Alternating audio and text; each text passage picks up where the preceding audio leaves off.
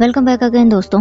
इस वीडियो में मैं स्टेप बाय स्टेप एपिसोड 6 को एक्सप्लेन करने वाली हूँ। इस एपिसोड की शुरुआत फाट से होती है। तकाहारा फाट ट्रिप से वापस आया और अपने फोन देखने लगा। उसे एक पुराने दोस्त का मैसेज आया। नाम था कॉन्ग। देखने में बढ़िया हैंडसम था। उसने फाट को डिनर पर बुलाया और फाट को उसे मना करना ठीक नहीं लगा। नेक्स्ट डे मिस्टर जेंग, फाट और चोट ने जिन के साथ मीटिंग किए। जिन ने उन्हें स्टोरी बोर्ड में फाट और पुट के फोटोज दिखाए। पूछा कि इसमें कुछ सुधार या फिर कुछ ऐड करना होगा क्या, या फिर स्क्रिप्ट में कुछ चेंजेस। जेंग ने फोटो की तारीफ की, बोला सब ठीक है, बस टैगलाइन थोड़ा क्लियर होना चाहिए। और मिस्टर जेंग को फोटोज पसंद आए। इस बात से फाट को बहुत खुशी हुई। उसने आइडिया दिया कि प्रोडक्ट बेचने के लिए उसका प्रमोशन करना जरूरी है। जैसे सीरीज के रिलीज होने से पहले टीजर डाला जाता है, ठीक वैसा ही। जेंग को आइडिया सही लगा। चोट तो ऑलरेडी इस बात से एग्री था और अब पार्टी की बारी थी। ऑफिस में ही चोट ने सबके लिए अपने सिग्नेचर डिश बनाए। फाट ने सबको सर्व किए। चोट तो गुस्से से लाल पीला हो रहा था क्योंकि उसकी उम्मीद से परे सब बस उसे खाने की डिमांड कर रहे थे। अकेला फाट ही बस उसकी हेल्प कर रहा था। नान भी अपना पपाया सलाद सबको टेस्ट करवाने लगी। चोट ने उसकी तारीफ की, तुम्हें तो एक रेस्टोरेंट ही खोल लेने चाहिए। फाट चिकन का चूरन बनाने में लगा था, लेकिन चिकन है कि टूटने का नाम ही नहीं ले रही और बस उसे तोड़ने की कोशिश में चिकन का छोटा सा पीस चोट के आंख में चला गया। चोट तो उसे डांटने लगा और फिर उसने फाट को अपनी टीम से बाहर कर दिया। दूसरा लड़का अपना डिश टेस्ट करवाने आया, लेकिन फाट उसे खाना नहीं चाह रहा था। फिर भी बहुत रिक्वेस्ट करने पर वो मान गया। उसने डिश अपने मुंह में लिए और तुरंत बाहर कर दिया क्योंकि उसमें फाट को सेलरी का टेस्ट आ रहा था, जो उसे बिल्कुल भी पसंद नहीं। दूर से मिस्टर जेंग भी फाट की सारी हरकतों पर नजर रखे हुए थे और इतने मगन हो गए फाट को देखने में कि फोन के उस तरफ उसे डैड की आवाज भी सुनाई नहीं थी। इसके साथ ही वो लड़का मिस्टर जेंग को भी अपना डिश टेस्ट करवाने आया, पर उन्होंने तो लड़के की आवाज ही नहीं सुनी। जब होश आया तब उसने लड़के को सॉरी बोला, उसके डिश को अप्रिशिएट किया। लड़के ने बताया, बॉस ये डिश बनाने के पीछे एक रीजन है। मैं चाहता हूँ कि मेरे डैड इस रेसिपी को बेचे, इसीलिए सबका रिव्यू चाहता हूँ। मिस्टर जेंग ने घुमा फिरा कर पूछ ही लिया, अच्छा ये डिश सबको अच्छा लगा? लड़के का जवाब हाँ में था, लेकिन फिर उसने बताया मिस्टर जेंग शायद फाट को ये पसंद नहीं आया क्योंकि इसमें सैलरी का टेस्ट आ रहा था। मिस्टर जेंग को फिर पता नहीं क्या सूझा। वो शाम को घर आए और तुरंत अलग अलग तरीकों से उसी डिश को बना डाला। फिर जाप से जबरदस्ती उसे टेस्ट करने के लिए बोलने लगे। जाप को तो कुछ भी खाने का बिल्कुल मन नहीं था, पर मिस्टर जेंग उसे छोड़ने वाले कहाँ थे।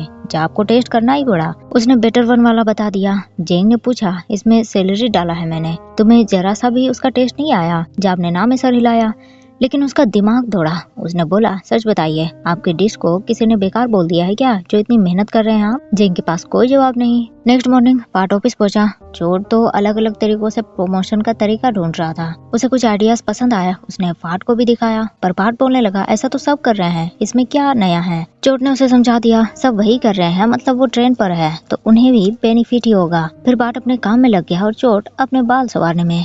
फाट ने अपना काम चोट को भी दिखाया। चोट हैप्पी, उसे भी फाट का आइडिया पसंद आया। फाट फिर चोट को भी अपने बाल सीधे करने के लिए बोलने लगा। चोट उसे टीज करने लगा, फाट तुम्हारा भी किसी गाय के साथ मीटिंग है क्या?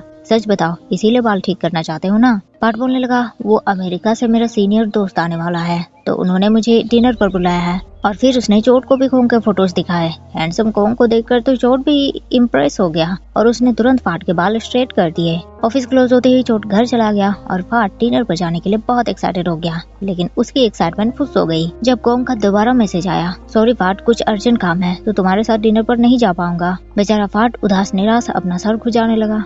उदास निराश फाट को मिस्टर जेंग ने भी देख लिया। उसकी इस हालत का रीजन पूछा। फाट ने सच बता दिया कि कितनी बुरी तरह से उसका डिनर कैंसिल हो गया था। मिस्टर जेंग तुरंत बोलने लगे, तो फाट भूख लगी है तुम्हें, चलो डिनर साथ में करते हैं। फाट क्या बोले, उसे जाने का मन तो नहीं था, पर पेट को उसकी बात कहाँ समझ आई। दोनों डिनर पर पहुंचे। फाट तो ठूस ठूस कर खाना खाने लगा। जेंग ने उसे बोला, फाट अगर कुछ भी परेशानी हो तो तुम मेरे साथ शेयर कर सकते हो और तुम्हें इतना फॉर्मल होने की जरूरत नहीं है। ऑफिस के बाहर है हम, तो नॉर्मली बात कर सकते हो मुझसे। वैसे तुम्हें श्रिम्प डोनट पसंद नहीं है ना? फाट को तो खांसी आ गई। उसे उम्मीद नहीं थी कि इस बारे में मिस्टर जेंग को भी मालूम होगा। उसने बोला, ऐसा नहीं है, मुझे पसंद है वो, पर उसमें सैलरी होता है ना, जो मुझे बिल्कुल पसंद नहीं। जेंग उसकी तारीफ करने लगा कि फाट के टेस्ट बड बहुत बढ़िया है, उन्होंने तो बस थोड़ा सा सैलरी का यूज किया था, पर फाट को टेस्ट पता चल गया। फिर उसने फाट को नेक्स्ट डे का काम चोट के साथ उसे संभालने के लिए बोला, क्योंकि उन्हें अर्जेंट मीटिंग पर जाना था तो वो नहीं आ पाएंगे। अगले दिन प्रोडक्ट्स प्रमोशन की शूटिंग शुरू हुई। पुट और उसके को स्टार को ही हायर किया गया था। जीन ने फाट से सिचुएशन पूछी। फाट ने बोला, सब ओके है, बढ़िया है, नेक्स्ट सीन के लिए सबने ब्रेक लिए। जिन पूछने लगा, पुट आप कुछ ड्रिंक वगैरह लेना चाहेंगे? और पुट ने बोला, पार्ट को सब पता है मुझे कौन सा ड्रिंक पसंद है, उसी से पूछ लो। पार्ट तो गुस्से से लाल पीला हो गया, फिर भी उसने अमेरिकानो बता दिया। पुट फिर वहाँ से बाहर चला गया। पार्ट भी गुस्से में बाहर आया। उसने पुट को बुरी तरह से डांटा। पुट बोलने लगा, पार्ट इसका मतलब अगर तुम्हें काम नहीं होता तो तुम मुझसे ठीक से बात नहीं करते, इतना नापसंद हूँ मैं तुम्हें, हमेशा मुझे देखकर ऐसे ही शकल बना लेते हो। गुस्सेल पार्ट बोलने लगा, देखो पुट, मैंने तुमसे हेल्प मांगी है, पर इसका ये मतलब नहीं कि तुम मेरे साथ ऐसा करो। लेकिन इससे पहले कि बहस आगे बढ़ती, चोट आ गया पुट को बुलाने। पार्ट फिर शाम को उसी सीनियर के साथ डिनर पर पहुंचा।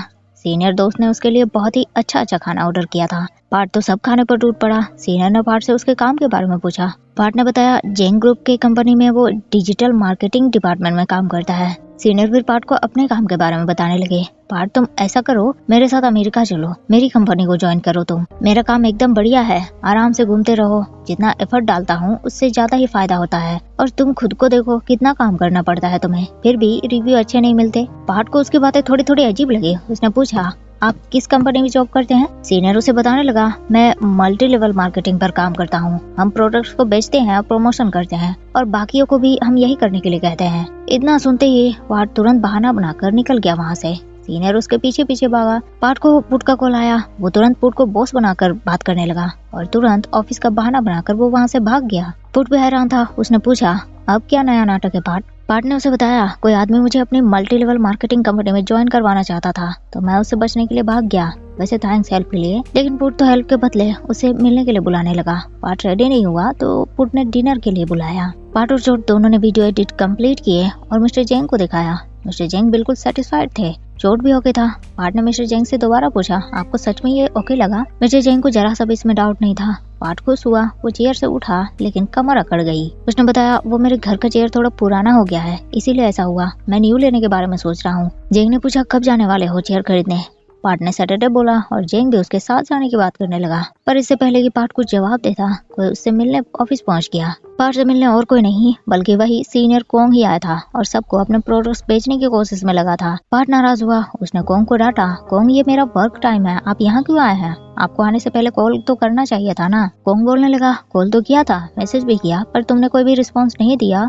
और वैसे भी अभी तो तुम्हारा ब्रेक टाइम है ना, तो मैं मिलने आ गया तुमसे। लो देखो, ये मेरा नया प्रोडक्ट है, बहुत महंगा है, पर मैं ये तुम्हें दे रहा हूँ। पार्ट का दिमाग खराब हो गया। वो क्या बोले, ये आदमी तो उसे प्रोडक्ट बेचवाना चाहता है। कोंग फिर यिंग के बारे में पूछने लगा। यिंग उधर मुंह छुपाए बैठी थी। पार्ट को तुरंत उसने इशारों में बोला कि कोंग को उसके बारे में ना बताए। पार्ट ने वैसा ही किया, बोला यिंग यहाँ नहीं है। अब कोंग ने सारे प्रोडक्ट्स पार्ट को ही थमा दिए। पार्ट की तो हालत खराब। चोट आया उसे बचाने। उसने काम का बहाना बनाया। कोंग वहाँ से चला गया और यिंग पार्ट को थैंक्स बोलने लगी। इधर जाव अपनी माँ से मिलने आया। उनका हाल पूछा। माँ भी सरप्राइज थी कि आज बेटा अचानक से घर कैसे पहुँच गया। जाव को अपने मन शांत करने थे, इसीलिए वो माँ से मिलने पहुँचा था। उसने माँ से घुमा फिरा कर पूछा, माँ आप कभी हार्ट ब्रोकन हुई है? वो मैं अपने काम के लिए इसे जानना चाहता हूँ। माँ बोलने लगी, नहीं, क्योंकि मैं हूँ ही इतनी ब्यूटीफुल। वैसे तुम्हारे डैड से पहले था मेरा एक बॉयफ्रेंड, अच्छा था, हैंडसम था, पर मैंने तुम्हारे डैड को चुना।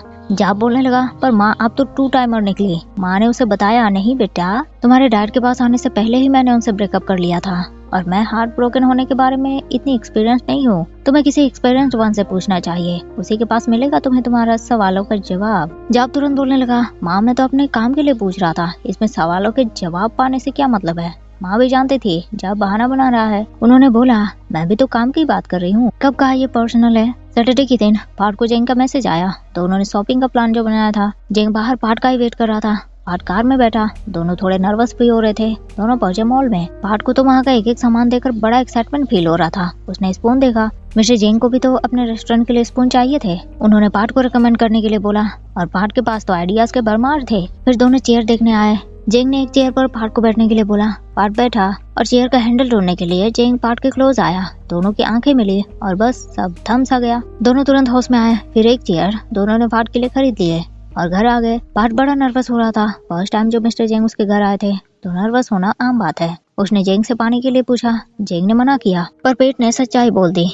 जेंग को भूख लगी थी। पार्ट ये बात समझ गया। जेंग किचन में गया और खुद ही खाना बनाने लगा। पार्ट उसे देखे जा रहा था। उसके दिमाग में कुछ आया और वो सेब की एक टोपी उठा कर ले आया। जेंग को बताया, ये मेरे डैड की टोपी है, वो भी सेब थे। आप शेफ हो ना, तो आपको ये पहनने चाहिए। फिर उसने जेंग को टोपी पहनाई और एक बार फिर दोनों की आंखें मिली। कुछ कुछ फील हुआ, लेकिन दोनों को होश आया और खाना बनाने में जुट गए दोनों। जेंग पूछने लगा, तुम्हारे डैड कहाँ शेफ थे? पार्ट ने उसे अमेरिका बताया। जेंग फिर उसे अपना डिश टेस्ट करने के लिए बोलने लगा। पार्ट ने एक बाइट मुंह में लिया और बिल्कुल जेंग की तरह रिव्यू देने लगा। हाँ ठीक है, पर और बढ़िया होता, पर मुझे ऑयली वाला ज्यादा अच्छा लगता है। जेंग उसकी बातें सुनकर हंसने लगा। फिर उसने पार्ट की रेसिपी टेस्ट की, तारीफ किया ये वो बढ़िया है, पर पार्ट खुश नहीं हुआ। उसे पता था उसकी डिश बढ़िया नहीं है, वो बस मिस्टर जेंग ओवर एक्टिंग कर रहे हैं।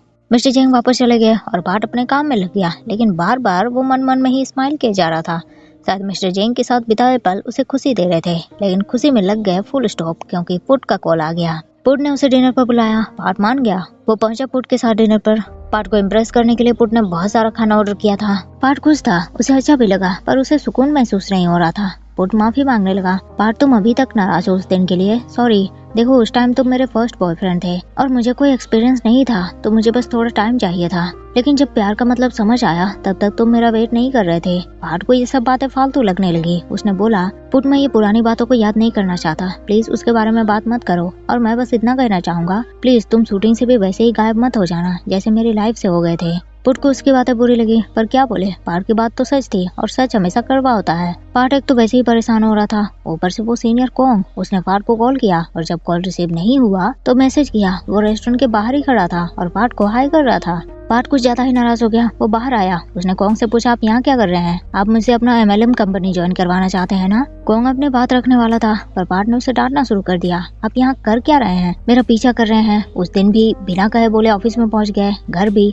मैं जहाँ जाता हूँ मेरा पीछा करते रहते हैं। मुझे आपके बिजनेस में कोई इंटरेस्ट नहीं है, मुझे इस तरह का काम नहीं करना, और आप जिस तरह से मेरा पीछा कर रहे हैं ना, तो मुझे डर लग रहा है। कॉन्ग ने तो इस बारे में सोचा भी नहीं था। वो पार्ट को सॉरी बोलने लगा। उसने प्रॉमिस किया कि अगर पार्ट अनकंफर्टेबल हो रहा है तो वो उसका पीछा नहीं करेगा। पार्ट ने उसे समझाया, देखिए आप अपना काम कर रहे हैं, बढ़िया है, पर अपना तरीका बदलिए, मेरे साथ साथ येंग का भी पीछा छोड़िए प्लीज। कॉन्ग उसकी बातें समझ गया। वो वापस चला गया। पुट ने भी पार्ट से कॉन्ग के बारे में पूछा। पार्ट ने उसे बताया, ये वही आदमी है जिससे उस टाइम तुमने मुझे बचाया था। पुट बोलने लगा, पार्ट मुझे बिलीव नहीं हो रहा, तुमने आज ना बोलने की हिम्मत की। पार्ट के होंठों पर स्माइल आ गई, क्योंकि उसे इस हिम्मत का राज याद आ गया। उस दिन जब पार्ट मिस्टर जेंग के साथ शॉपिंग कर गया था, तब उन्होंने पार्ट से कॉन्ग के बारे में पूछा था। पार्ट ने जेंग को भी कॉन्ग के बारे में बता दिया। जेंग ने उसे समझाया, पार्ट मुझे लगता है अगर हम किसी चीज को पसंद नहीं करते तो हमें ना बोलने की हिम्मत होनी चाहिए। हमें डायरेक्ट उसे ना बोल देना चाहिए। अगर सामने वाला समझदार हो तो वो हमारी बात समझ जाएगा। पुट और पार्ट डिनर के बाद बाहर टहलने आए। पार्ट स्माइल किया जा रहा था और पुट उसे देखे जा रहा था। पार्ट थोड़ा जेब गया। पुट ने उसे बोला, पार्ट काफी बदल गए हो तुम। पहले तुम कभी किसी को ना नहीं बोलते थे, पर अब तुम में ना बोलने की हिम्मत आई है, लेकिन इस बात से मुझे डर लग रहा है, कहीं तुमने मुझे रिजेक्ट कर दिया तो। पार्ट बोलने लगा, तुमने अभी तक कुछ बोला ही नहीं है, तो कैसे रिजेक्ट करूं मैं तुम्हें। पुट ने उसे एक छोटा सा शार्क दिखाया और दोनों की पुरानी यादें ताजी हो गई। पार्ट बहुत एक्साइटेड हो गया। वो शार्क को छूने वाला था, पर पुट ने उसे रोका और बोला, पार्ट अगर तुम्हें इसे छूना है तो सबसे पहले तुम्हें मेरे सवालों के जवाब देने होंगे। पार्ट क्या मुझे सेकंड चांस मिलेगा? मैं फिर से तुम्हारे साथ एक नई शुरुआत करना चाहता हूँ। अगर तुम्हें मंजूर है तो ये शार्क ले लो। पार्ट ने थोड़ी देर सोचा और वो शार्क ले लिया। तो स्टेप बाय स्टेप एपिसोड 6 यहीं एंड होता है। वीडियो आपको पसंद आया हो तो लाइक शेयर जरूर कर दीजिएगा, एंड मिलते हैं फिर नेक्स्ट वीडियो में। तब तक के लिए thank you so much guys for watching the video.